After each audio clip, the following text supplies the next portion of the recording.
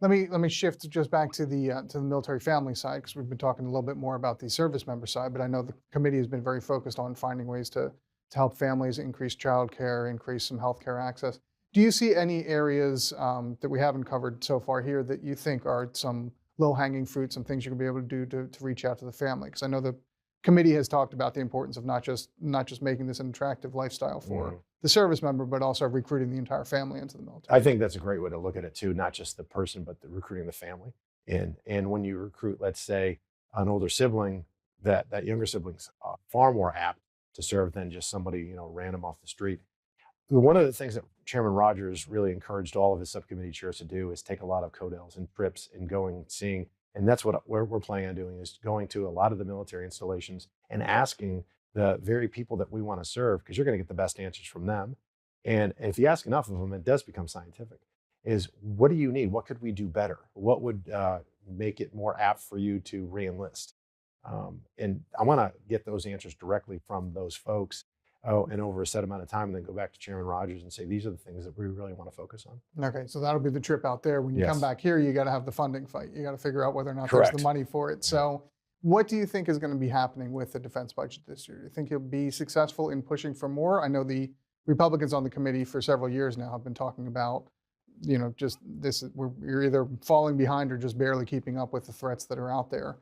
Do you have confidence that there will be more money for some of these quality of life, for the equipment procurement, for all the other things? Do you think there's going to be a good investment in the coming Mm. year? The budget for the military is very unique in so much as you really need to look at what you should have for a secure nation and then fund it. Whereas everything else, you should be looking at, what are the available dollars and then what can we do? Because if you're not safe, then you're not free. And you've got China, a rising China. They are pending, if they're not already a superpower, they're about to be, depending on your definition. And they're increasing their military budget by 7% annually. We weren't even keeping up with inflation under Joe Biden. And we need to look at those threats. And it's not just that. Then there's the asymmetrical threats of Islamic fundamental terrorism. You've got North Korea, nuclear North Korea, a potential nuclear Iran, and you've got China being ever aggressive as well. And Xi Jinping has consolidated power more so than any Chinese leader since Mao, and that's very alarming because one man rule can go south very quickly.